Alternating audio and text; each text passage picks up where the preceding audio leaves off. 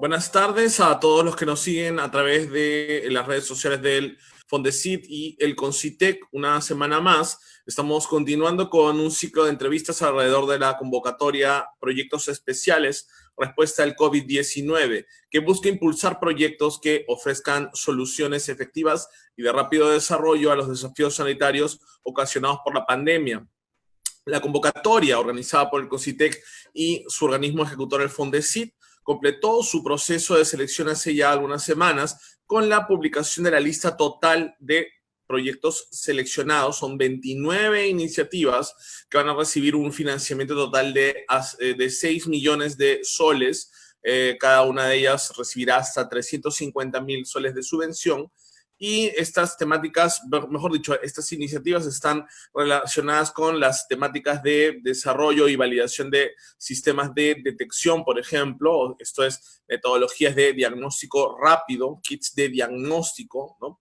Telesalud y salud móvil, todo lo referido a soluciones digitales inteligentes de información y comunicación remota, desarrollos tecnológicos e innovación en lo que respecta al desarrollo de elementos de protección, dispositivos médicos, respiradores, ventiladores mecánicos, etcétera. Tratamiento, que tiene que ver con el desarrollo de fármacos, eventualmente vacunas, y estudios epidemiológicos y sociales, en lo que referido a genómica, epidemiología molecular y otras investigaciones epidemiológicas, o sea, del mismo corte. Precisamente el proyecto que hoy presentaremos tiene este enfoque, proviene de la Universidad Peruana Cayetano Heredia, en conjunto con, entiendo, la Pontificia Universidad Católica del Perú y el INS. El proyecto se titula Sistema Descentralizado de Vigilancia Genómica para evaluar transmisión y evolución del SARS-CoV-2 en Perú. Recordemos que el nombre correcto del virus que origina la enfermedad que conocemos como COVID-19 es SARS-CoV-2, perteneciente a la familia de virus que se conoce como coronavirus. Bien, entonces para ello, para hablar sobre este proyecto, estamos con el investigador principal de la iniciativa. Él es el PhD Pablo Tsukayama Cisneros, ¿no? Él es investigador del Instituto de Medicina Tropical Alexander von Humboldt, PhD en microbiología molecular por la Universidad de Washington en San Luis, Estados Unidos. Es un experto en epidemiología genómica de enfermedades infecciosas a cargo del diseño del estudio, coordinación del trabajo experimental y análisis bioinformático. Doctor Tsukayama, buenas tardes. Buenas tardes, Hans. Gracias por la invitación. Muchas gracias por la introducción. Bien, doctor, antes de empezar a hablar propiamente del proyecto, quería detenerme un segundo en la conformación del equipo, que es algo que precisamente mencionaba al inicio, ¿no? Si bien entiendo que la institución principal es la Universidad Peruana Cayetano Heredia, también cuentan con, en el equipo, ¿no? Cuentan con, por ejemplo, Mariana Leguía. Ella es PhD, experta en genómica de virus emergentes que proviene de la Pontificia Universidad Católica del Perú, y también con el doctor César Cabezas, ¿no? Que es el director del Instituto Nacional de Salud, ¿no? Entonces, digamos que es un equipo bastante bien estructurado, fuerte, robusto, ¿no? Es un, es un buen equipo, un bonito equipo, y de eso se trata, traer los aportes de distintas disciplinas, ¿no? Para juntarnos todos y aportar desde lo que podemos y desde lo que sabemos. Y definitivamente la presencia de el director, nada menos que el director del Instituto Nacional de Salud, le da otra proyección a la iniciativa, pero dejemos eso para más adelante, porque De entiendo que acuerdo. también entre los objetivos está precisamente que los resultados de este estudio nos lleven a sistematizar todo un monitoreo de la enfermedad, ¿correcto? Entonces, vamos a ver eso más adelante. Bueno, comencemos con lo principal, ¿no? O sea, que es decir que los métodos de diagnóstico molecular y serológico, ¿no? Los que ya la mayoría de quienes nos siguen a través de la transmisión conocen, son útiles efectivamente para identificar casos positivos de individuos que podrían tener el SARS-CoV-2, pero no permite identificar cómo han sido necesariamente las variantes genéticas del virus, ni el origen de la enfermedad, o rastrear, por ejemplo, cuáles han sido las vías de transmisión local. Entonces, un poco esa información, esa valiosísima información, es la que se pretende recabar con este sistema que ustedes proponen, sistema de procesamiento, secuenciamiento y análisis de genomas del SARS-CoV-2. Cuéntenos un poco más, ahora sí, doctor Sukayama. Eh, Gracias. Suena complicado. Es bien sencillo lo que queremos hacer. Queremos procesar, generar a escala genomas del virus que causa esta enfermedad que conocemos como COVID-19. ¿Por qué nos sirven los genomas? El código genético del virus contiene toda la información, todo el manual de instrucciones que dicta cómo ingresa a la célula, cómo se replica, cómo genera nuevas copias del virus y cómo eventualmente sale a infectar nuevos hospederos. Entonces, si vamos entendiendo las instrucciones y el código que están presentes en una muestra, podemos saber mucho sobre la biología y sobre todo lo que proponemos acá es que queremos entender más sobre cómo se está transmitiendo dentro del Perú y cómo está evolucionando a lo largo del tiempo.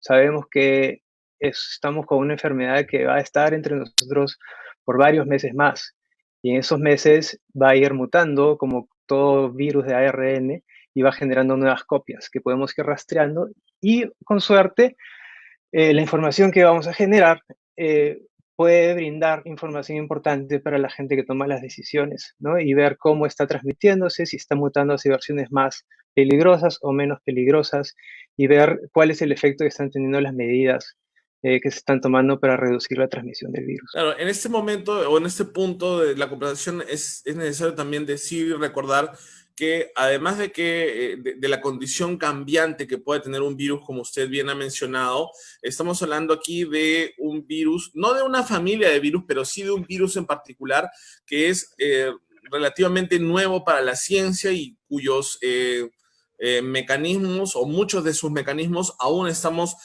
tratando de entender. Y en ese sentido de las cosas, pues cobra mayor importancia precisamente los sistemas de recolección de información. La OMS presenta o propone 4 pilares para luchar contra las epidemias: el tratamiento, la prevención, la contención y el monitoreo. Entonces, el monitoreo precisamente es uno de los pilares que nos va a, digamos, permitir llevar mejor lo que sea la segunda y la tercera ola de la enfermedad, ¿no? Cuéntenos un poco ya hacia el futuro cercano de la convivencia con el SARS-CoV-2, ¿cómo puede aportar una plataforma informativa como esta?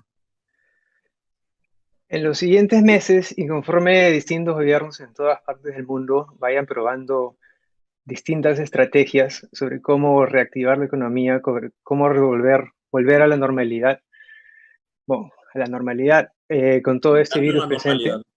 vamos a necesitar monitorear al patógeno. Va a seguir entre nosotros por varios meses y conforme se va transmitiendo entre distintas poblaciones, conforme es reintroducido en algunos países, va a ir mutando y va a ir dejando huellas de estas mutaciones en su genoma. Y esto nos va a ayudar a rastrearlo. Podemos ver, tal vez en un futuro, cuando tengamos la vacuna, ¿no? Que todo el mundo está esperando, está disponible, quién sabe, en algún momento en 2021, es posible que a partir de la introducción de la vacuna se generen variantes que escapen en la vacuna, ¿no? Esto pasa con otros organismos, como el neumococo, esto pasa con la influenza de todos los años, y podemos ir viendo cómo van generándose distintas poblaciones. Es probable que este virus mute. Y este es un peligro que no sé si es un peligro, un miedo justificado, tal vez no lo debería ser. Los virus mutan todo el tiempo, es parte de la naturaleza de los virus y se generan cambios en sus genomas fácilmente.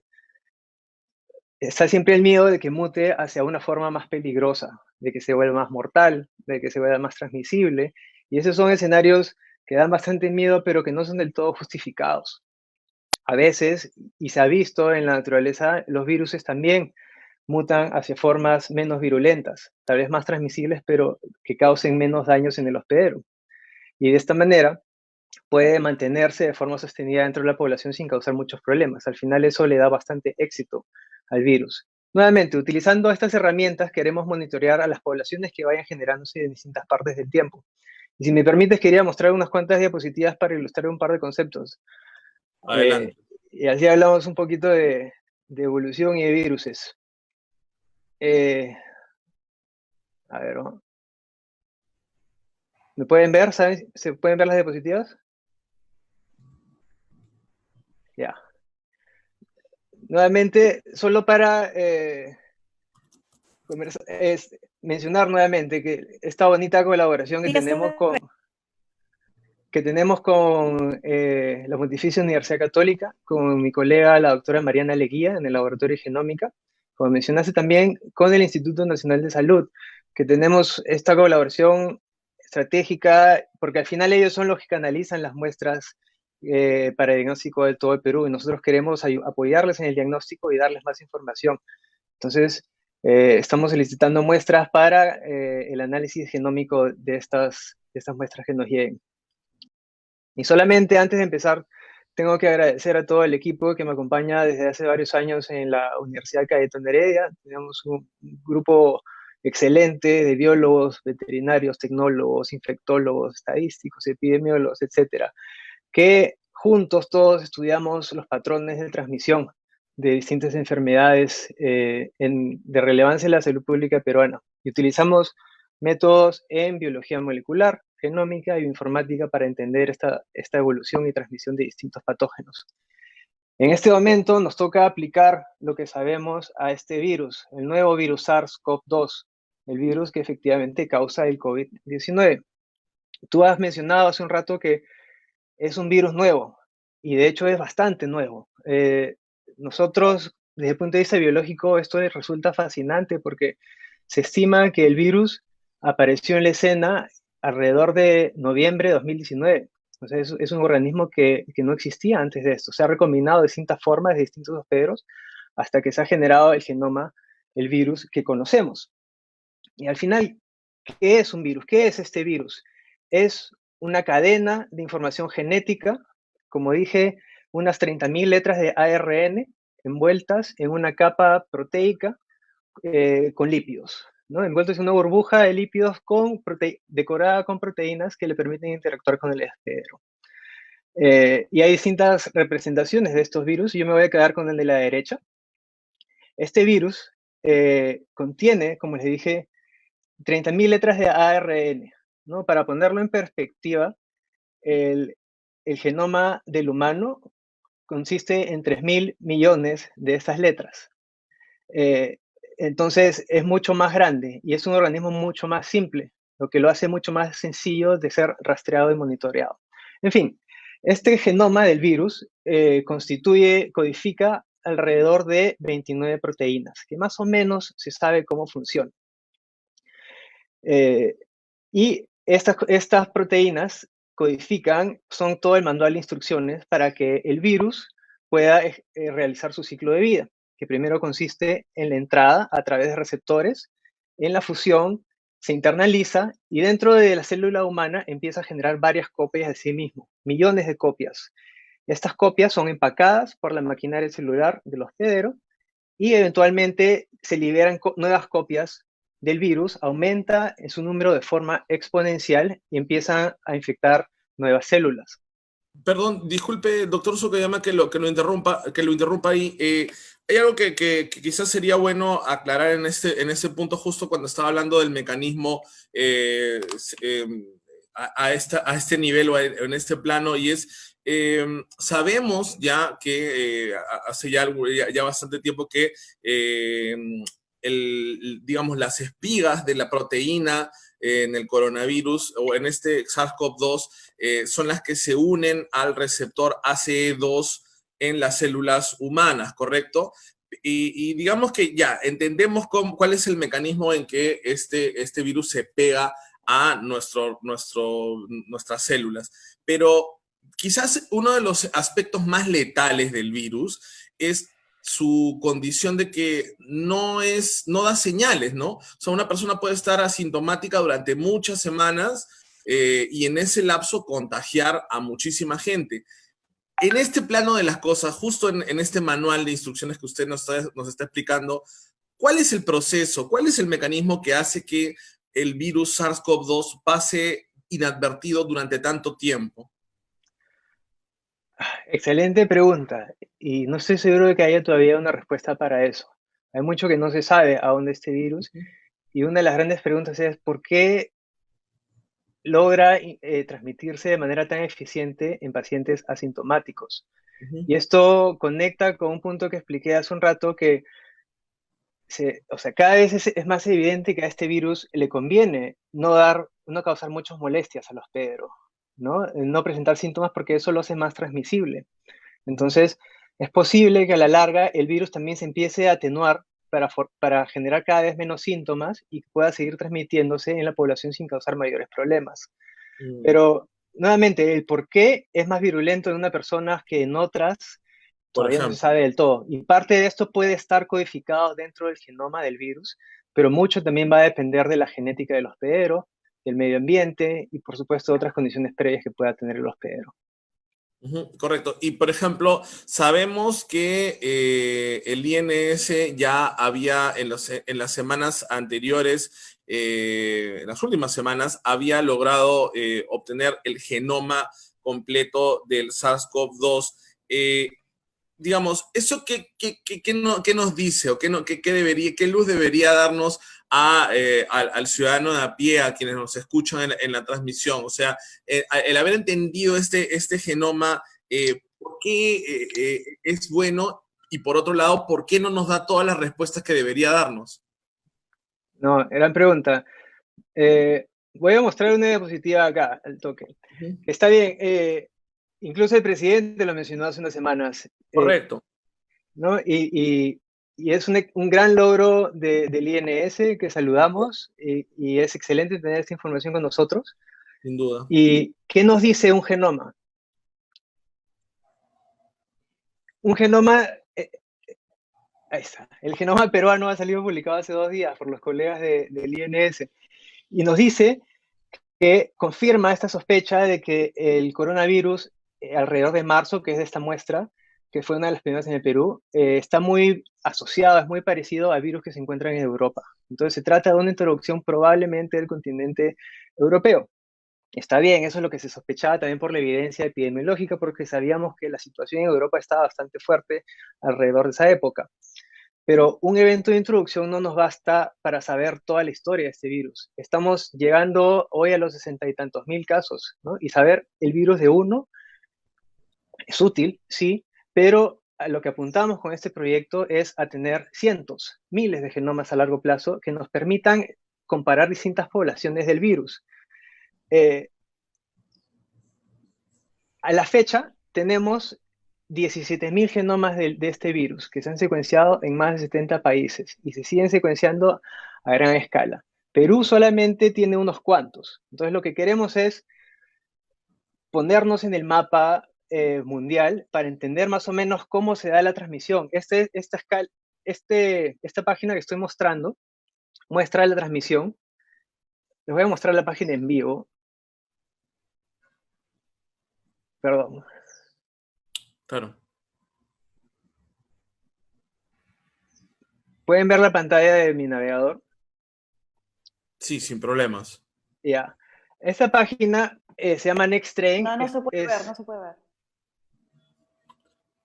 Ah, me dicen que no es visible en este momento. De repente tiene No, que ver con las opciones de compartir pantalla. No se preocupen. Entonces regreso a la diapositiva y lo trato de Sí, explicar así nomás. vale. Vale. Entonces tenemos esta página, es un portal que es de un consorcio de investigadores en Norteamérica y en Europa, que colectan aquí están mostrando 5.000 genomas que ya se han secuenciado a la fecha. Como les dije, estos genomas, ese es el código genético de cada hospedero, va cambiando conforme va pasando el tiempo. Y a partir de las marcas que van dejando en su genoma, podemos empezar a rastrear. A la derecha, de poner a la derecha, eso es lo que les quería mostrar la animación, ¿no? Pero si van explorando la página, pueden ir viendo cómo va evolucionando el virus desde los primeros que se reportan en China, en enero y febrero de 2020, y conforme va entrando hacia Europa, empieza a acumular nuevas mutaciones. Conforme va entrando hacia Estados Unidos, por ejemplo, que es el país que ahora más genomas ha aportado, va cambiando. Y a partir de ese mapa de mutaciones en el tiempo, podemos empezar a generar patrones de transmisión, podemos entender hacia qué forma se está mutando y qué linajes son los más exitosos en cada lugar. Entonces, eso es lo que buscamos hacer en el Perú. Si bien es importante tener un genoma de marzo, nos ayuda mucho más si es que tenemos cientos de distintas regiones del Perú para saber qué está pasando, cuáles son los linajes más exitosos, en qué casos podemos identificar mutaciones que van asociadas con una mayor o menor transmisibilidad. Y podemos con esto generar información que puede resultar útil para informar a las autoridades, ¿no? Entonces, el proyecto que estamos proponiendo en este fondo de emergencia de Concitec es establecer la plataforma para que distintos laboratorios del Perú puedan generar esta información de forma descentralizada. Entonces, queremos empezar, sabemos que tenemos estos secuenciadores de siguiente generación, los instrumentos Illumina, que varios deben conocer. Tenemos unos 5 o 6 en Lima. Vamos a aprovechar esto, vamos a estandarizar el protocolo y cuando lo tengamos listo, queremos hacer, creo que regreso a la cámara, ahí está. Queremos hacer uso de nuevas tecnologías que tenemos. Si bien los antiguos, bueno, estos secuenciadores que te menciono son aparatos que son del tamaño de la mitad de mi escritorio, han aparecido en los últimos años estos instrumentos, ¿no? Son secuenciadores de ADN portátiles, ¿no? Que uno simplemente carga la muestra aquí, lo conectas a una laptop y puedes realizar secuenciamiento masivo de genomas virales en cualquier laboratorio, ¿verdad? En cualquier laboratorio de biología molecular. Entonces, a la larga, lo que queremos hacer con este trabajo es poner estas herramientas en las manos de laboratorios regionales para que ellos mismos vayan identificando nuevos casos que son relativamente interesantes y vayan generando estas secuencias sin necesidad de mandar y centralizar todo en Lima, ¿no? Y esto nos sirve no solamente para la epidemia que tenemos en marcha, sino que estos protocolos son adaptables a otros patógenos que puedan empezar a aparecer.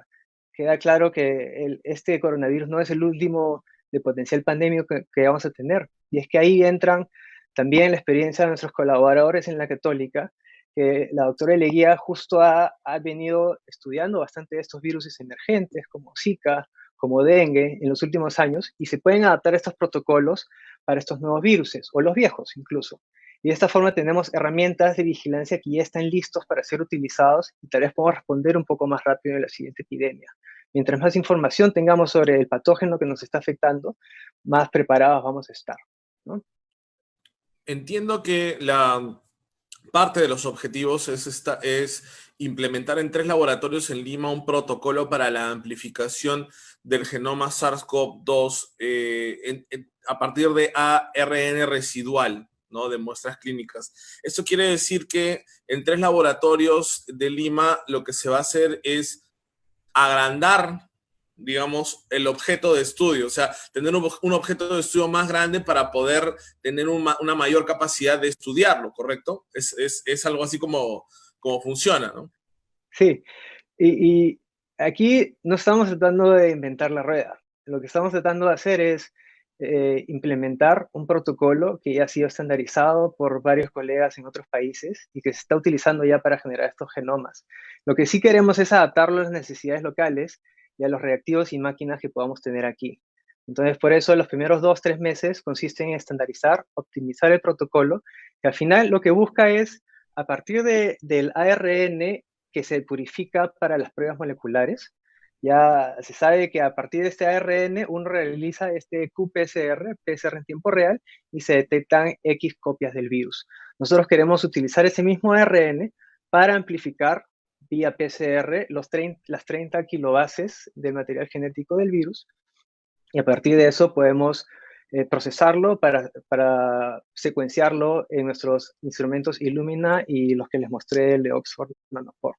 Entonces queremos poner esta tecnología en distintos laboratorios para que se pueda realizar vigilancia en distintas instituciones y de todo el país, ¿no? Y que los datos sean compartidos de manera inmediata y de manera abierta, porque esto es una de las cosas más bonitas que nos ha enseñado, una de las cosas más interesantes que han aparecido después de estudiar todo esto, que gente en todo el mundo está aportando información casi en tiempo real, de forma abierta, ¿no? Sin esperar a eso de voy a esperar a publicar mis datos para recién soltarlos. Esto permite que que usuarios en todo el mundo y esperamos en todo el Perú puedan utilizar estos datos para realizar análisis secundarios y poder entender mejor al virus, porque nuevamente está aquí para quedarse. Y lo que queremos establecer es el sistema para empezar a hacer esta vigilancia y tenemos que seguir haciéndola en los siguientes meses para ver hacia dónde va. Correcto, doctor Sukayama. Digamos, eso último que usted mencionaba es una pregunta que en este ciclo de entrevistas hemos hecho a todos los investigadores, independientemente de la temática de sus propuestas, y es sobre la importancia de que la comunidad científica, la comunidad de investigadores, la academia en general, los innovadores o los emprendedores tecnológicos, toda esta comunidad de la CTI en el país, comparta abiertamente la información, comparta abiertamente los planos de sus prototipos, el genoma, los mapeos, todas las bases de datos, precisamente porque, digamos, estos grandes círculos virtuosos son los que logran dar a luz resultados como los que ustedes están buscando, ¿no? Ese es un punto importantísimo, de verdad. Bueno, primero que mucha de la investigación que hacemos viene financiada con fondos públicos, ¿no? Entonces tenemos que ser lo más abiertos y transparentes que podamos en mostrar estos datos, en mostrarlos de forma abierta y compartirlos con quien los necesite. Estamos en momentos de emergencia y eso nos obliga a cambiar un poco la forma como se hace la ciencia en el Perú, ¿no? Y por eso lo que proponemos es que de forma abierta se compartan todos los datos para que mientras más gente tengamos pensando en ese problema va a ser mejor para todos, ¿no?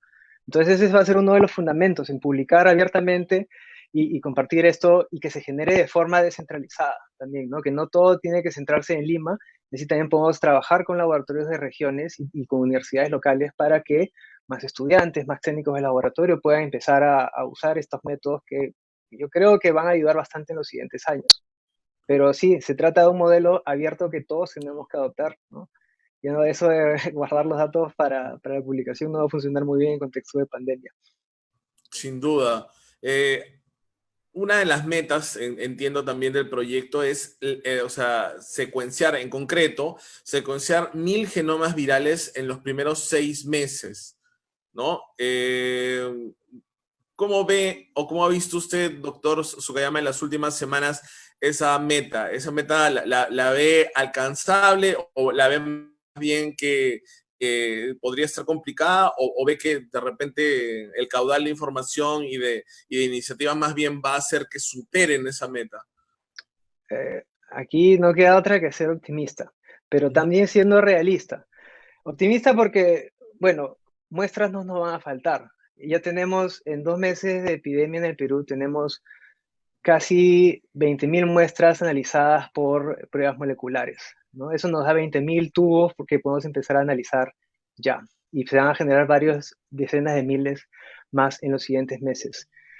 Como buena parte de la investigación en ciencias biomédicas, en biología molecular, estamos limitados por la disponibilidad de reactivos a nivel internacional. Entonces, muchos de estos reactivos tienen que ser importados y los canales de importación pues están, ¿no? Están ahí un poco complicados y sé que hay esfuerzos a nivel de gobierno para facilitar esto y se agradece bastante. También no nos queda más que adaptarnos, ¿no? Y por eso decía optimizar este protocolo para lo que tenemos. A lo mejor podemos adaptar los reactivos locales a máquinas locales. También sé el esfuerzo de algunos colegas que están tratando de sintetizar esas enzimas en sus laboratorios para así no tener que importarlas de otros lados. Todo esfuerzo ayuda y mientras más colaborativo sea, mejor. 1.000 es bastante ambicioso, pero yo creo que lo podemos estandarizar, ¿no? Y sobre todo si logramos colocar estos laboratorios centinelas en distintas partes, yo creo que sí podemos llegar. Y al final, 1.000 es un número bastante arbitrario. Va a depender, nosotros vamos a seguir avanzando todo lo que se pueda para generar cada vez más información, ¿no? Y de eso se trata la propuesta, de tener la plataforma ya disponible y que esto, pues, si se ve justificable, que siga creciendo.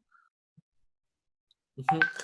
Usted hablaba acerca de la necesidad de implementar o de contar con una serie de laboratorios, obviamente no solo en Lima, sino en provincias. Y de hecho hemos visto que el comportamiento y las medidas de control también en las provincias varían de una a otra, ¿no? Tenemos el caso de Cusco, por ejemplo, en que se pudo controlar la enfermedad, el brote de manera óptima en las primeras semanas. Luego tenemos casos como el de Loreto, en el que más bien, digamos, la situación es un tanto más grave, ¿no?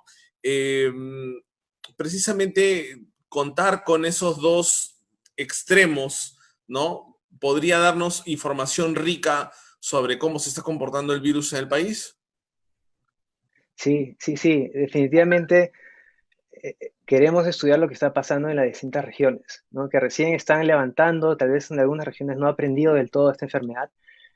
Nuevamente, esto se debe a muchos factores, entre ellos la genética de los peros, las condiciones ambientales, las condiciones, muchas condiciones, en fin. Y entre esas puede ser el virus. Es poco probable en este momento con la evidencia que tenemos, pero existe la posibilidad que tal vez lo que el virus que está causando tantos problemas en Loreto sea una versión más virulenta. No estoy diciendo que sea ese el caso, pero es una Correcto. posibilidad. Es posible que un virus haya mutado hacia formas que no se transmiten bien en la altura. Y eso es lo que está pasando en distintas regiones por encima de los 1500 metros de altura. Todo es posible, y, en fin, tener la información en mano nos va a ayudar a descartar entre distintas hipótesis. Pero siempre debo remarcar que no todo depende del genoma del virus. Esta es una combinación de distintos factores que no terminamos de conocer todavía. Sin duda, claro. De hecho, en las diferentes situaciones que se han visto en provincias, pues no solo ha tenido que ver la naturaleza o el genoma del virus, sino también las medidas de control, como decíamos, ¿no? Ahora bien, al inicio de toda la pandemia, al menos desde su llegada al Perú, desde el CONCITREC pudimos, digamos, reconocer o identificar una serie de laboratorios, cerca de 40 laboratorios a nivel nacional, que contaban con el equipamiento necesario para hacer pruebas PCR, ¿no? Para hacer pruebas de diagnóstico molecular en provincias. ¿Piensan trabajar con este mismo mapeo de laboratorios? ¿Cómo se han planteado el trabajo para implementar estos protocolos en regiones? Esa es una pregunta que nos hacen varios desde la propuesta. Aún no hemos terminado de definir, o sea, tenemos presupuesto para trabajar con dos, tres laboratorios, ¿no? El presupuesto también es limitado y con cuál va a depender justamente de esa combinación de personal y de equipamiento. Queremos alrededor del mes 4 realizar un taller de capacitación. Será virtual, será presencial, no lo sabemos, donde puedan venir de distintos laboratorios en distintas regiones para capacitarse en estos métodos, ¿no? Y con suerte vamos a poder financiar el equipamiento y el uso de estos, que por suerte tampoco son muy caros, ¿no? Podemos poner estos en distintos lugares del Perú y si están las condiciones para realizar las pruebas moleculares, con un poco más de esfuerzo se puede empezar a hacer vigilancia genómica, y eso es a lo que apuntamos. Entonces, estén atentos, si me escuchan de distintos laboratorios, distintas regiones, escríbanme y empecemos a tener esa conversación sobre cómo descentralizamos estos métodos para que todos se puedan beneficiar de esto. Bien, precisamente sobre lo último que mencionaba, entiendo también que la idea es establecer, implementar una red de vigilancia integrada en América Latina, ¿no? ¿Correcto? Y es, digamos, el mismo espíritu del cual hablábamos hace un momento sobre el compartir información, compartir grandes bases de datos, que es lo único que podemos, digamos, usar como escudo protector en estos meses para evitar que el virus siga avanzando. Cuéntenos si es que ha tenido algún acercamiento con algún par suyo en algunos otros países para, digamos, acelerar o implementar este tipo de sistemas de vigilancia ya regionales, ¿no? Claro.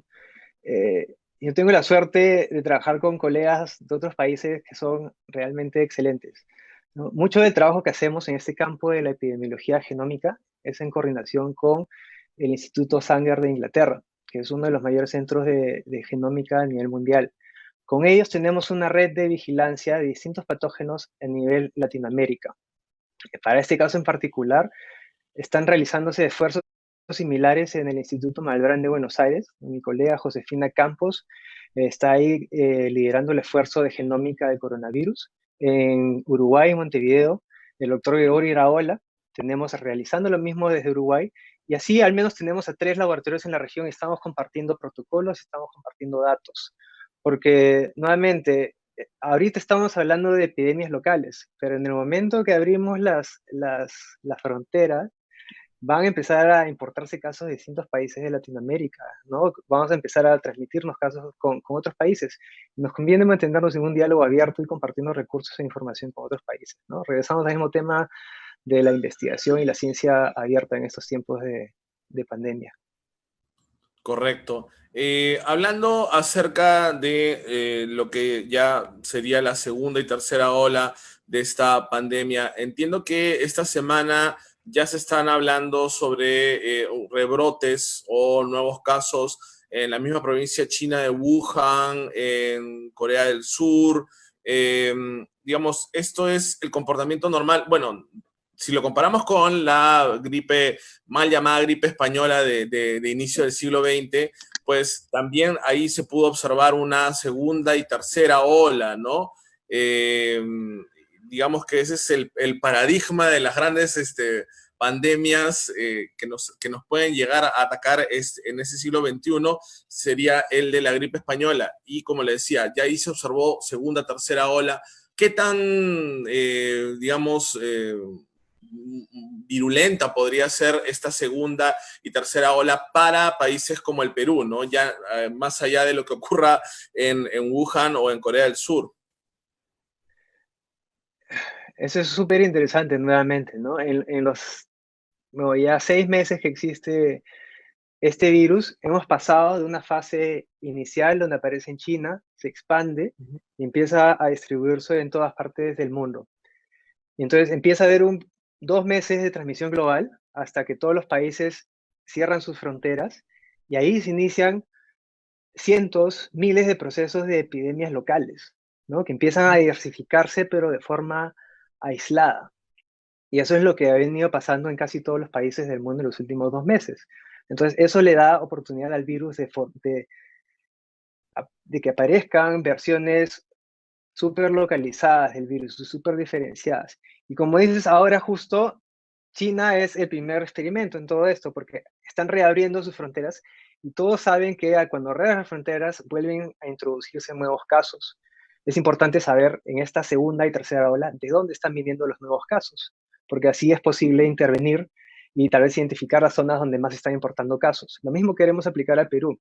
Necesitamos, como estos países en Asia que están empezando a reabrir sus fronteras, nosotros tenemos que tener la suficiente información para saber de dónde van a provenir los nuevos casos, porque eso es inevitable, pero si tenemos información, vamos a tener mejores recursos para poder controlar estos brotes, que van a ser inevitables, la verdad. Entiendo, doctor. Una pregunta, bueno, pasamos ya un poco a las preguntas que vienen llegando de las redes sociales para quienes nos siguen a través del Facebook del Fondesit y el Concitec. Entiendo que hay una buena cantidad de seguidores atentos a esta conversación. Preguntan si se irán subiendo los genomas a las bases de datos públicas a medida que vayan secuenciándolos, o si se ventilará esta información hacia el final de la investigación. No, vamos a hacerlo lo antes que podamos, siempre y cuando podamos mantener, o sea, tenemos que llevar un control de calidad sobre la data que estamos generando. Entonces, generamos estos primeros genomas, esperamos tener los primeros 100, 200 en las primeras 6 semanas, tenemos que revisar su calidad, tenemos que verificar la data y en ese momento vamos a subir el primer lote de manera continua hacia bases de datos abiertas, ¿no? Tenemos GenBank, tenemos la base europea, y tenemos esta base Gisaid donde se extraen los gráficos de esta página tan interesante que les mostré. Pero sí, nuevamente creemos en esto de que tiene que ser disponible apenas se pueda para que todos se puedan beneficiar de ella. La publicación ya Correcto. vendrá después.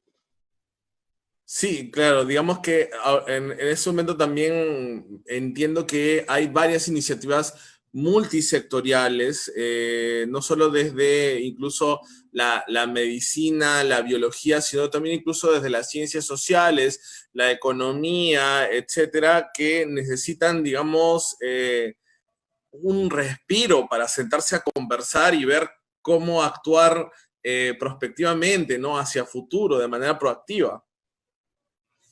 Sí, sí, sí, pero como en muchas otras oportunidades, ¿no? Mientras más disciplinas, mientras más perspectivas hayan analizando este problema, creo que mejor nos va a ir a todos.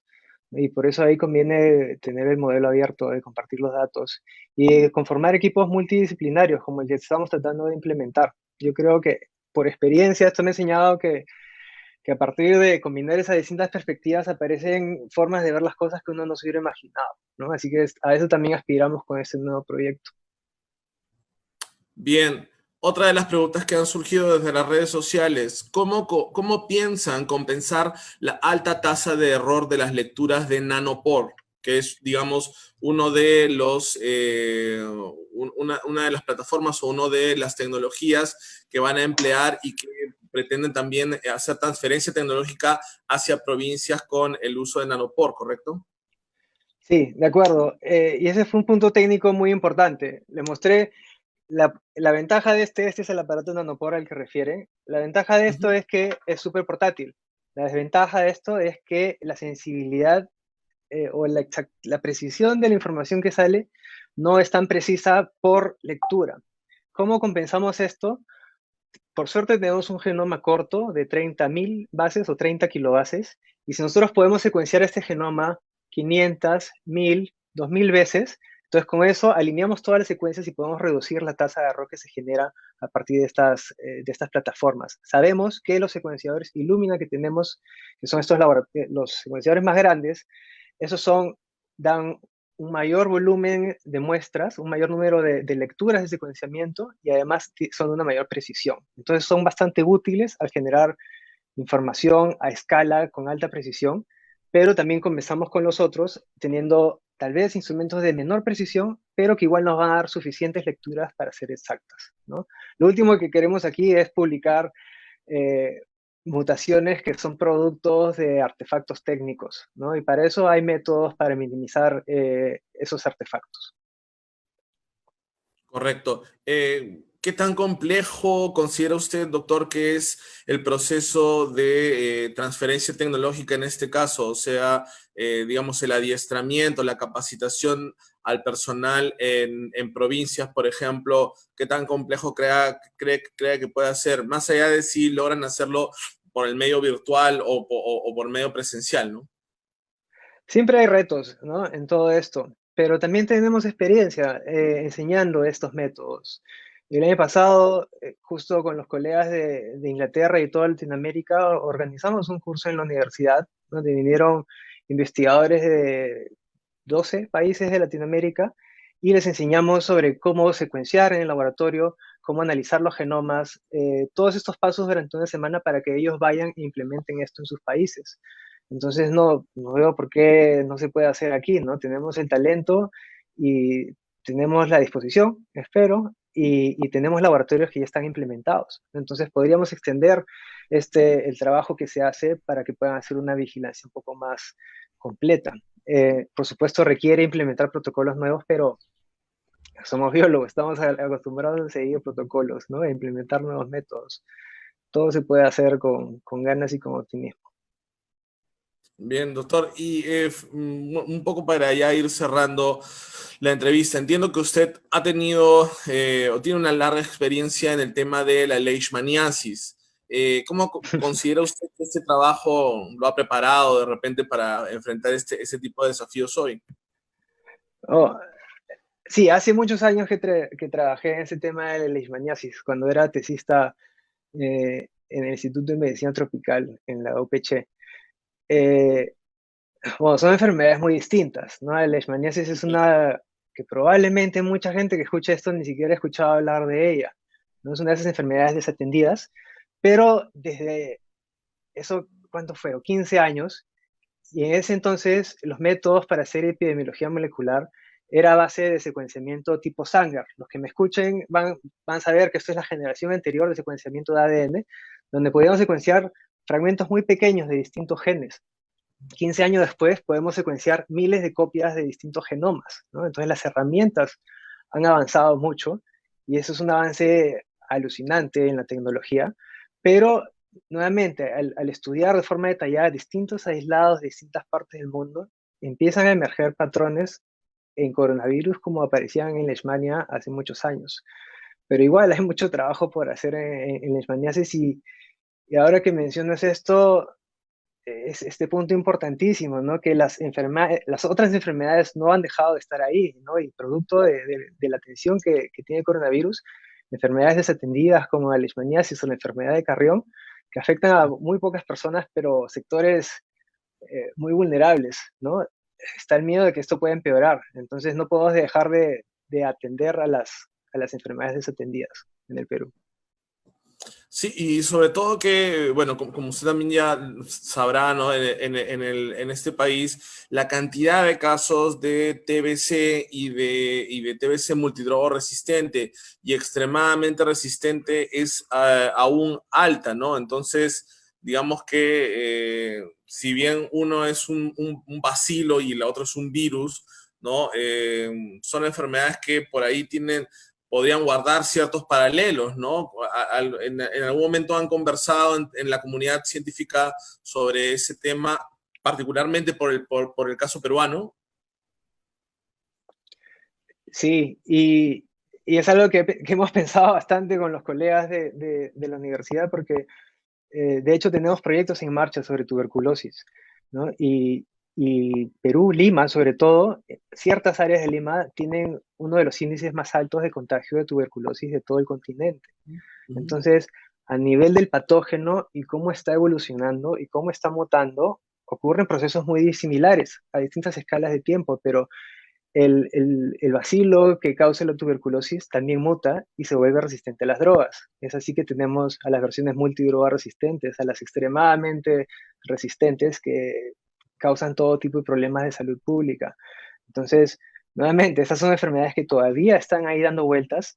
Se presume, esperemos que no, pero que la tasa de contagios de tuberculosis también va a aumentar como consecuencia de estas medidas, ¿no? Del confinamiento extremo al que estamos sometidos, del pare de la economía. Entonces hay que seguir atentos y monitorear todas las otras enfermedades, no solamente el coronavirus. Esperemos que cada vez haya más recursos, ¿no? Para realizar vigilancia epidemiológica de distintos patógenos, no solamente en situaciones de emergencia. Sí, precisamente porque digamos que la situación a la que nos somete esta pandemia precisamente está activando una serie de mecanismos de los cuales hablábamos hace unos minutos en la comunidad científica, en el sentido de compartir experiencias, información, articular esfuerzos multisectoriales, multinacionales. Y la pregunta también ahí surge de por qué, si esto es posible en tan pocos meses, con una enfermedad completamente nueva, no se ha podido hacer la mitad de un esfuerzo similar en enfermedades que tienen tantos años y como usted nos menciona, se han agravado, ¿no? Están tan enraizadas en nuestro país como la TBC, ¿no? Donde, o sea, somos, digamos, concitamos la atención mundial de la ciencia por la gravedad de muchos casos que tenemos de TBC, ¿no? Sí, este, esta epidemia, esta pandemia ha puesto al descubierto que pues el sistema de salud no está controlando todo lo que podría hacer, ¿no?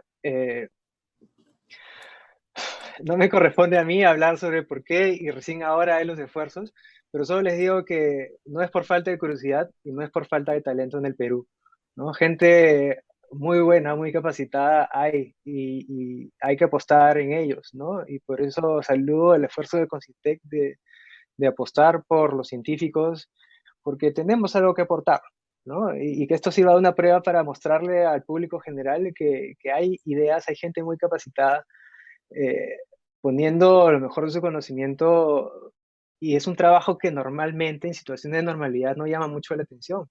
¿no? Pero bueno, esto ha ayudado a visibilizar la labor del investigador, del científico. Nos toca ahora pues dar la cara y hacer lo mejor que podemos, ¿no? Y aportar desde lo que sabemos.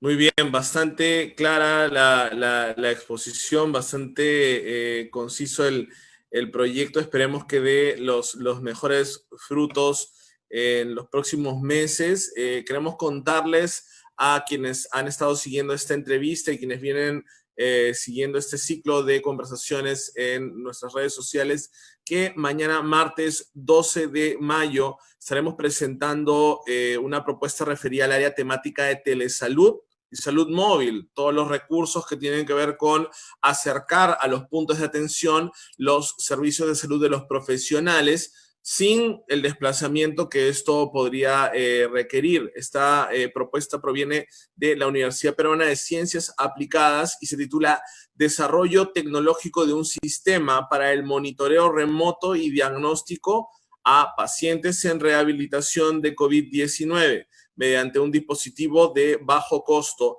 utilizando espirometría digital basada en un flujo de aire expirado. Quien presentará el tema será el doctor Carlos Arturo Raimundo Ibáñez.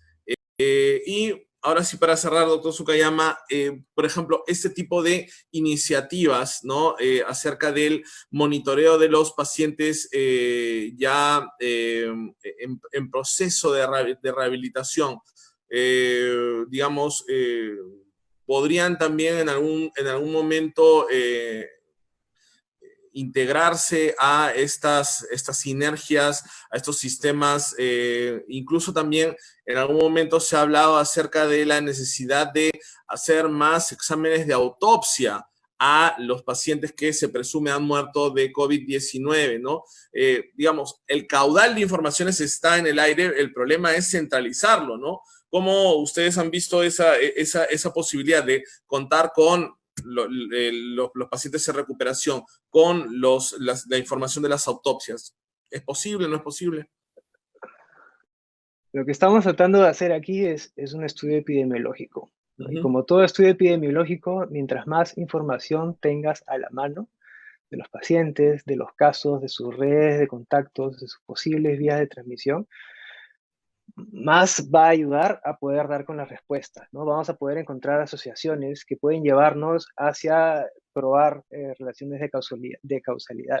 Entonces, de eso se trata, de integrar distintas fuentes de información, nuevamente compartirlos de forma abierta, porque quién sabe, alguien le da por ahí una nueva forma de analizarlo, ¿no? Y eso es lo que queremos todos, porque son bastantes recursos públicos que van en generar toda esta información y sistematizarla y ordenarla y publicarla.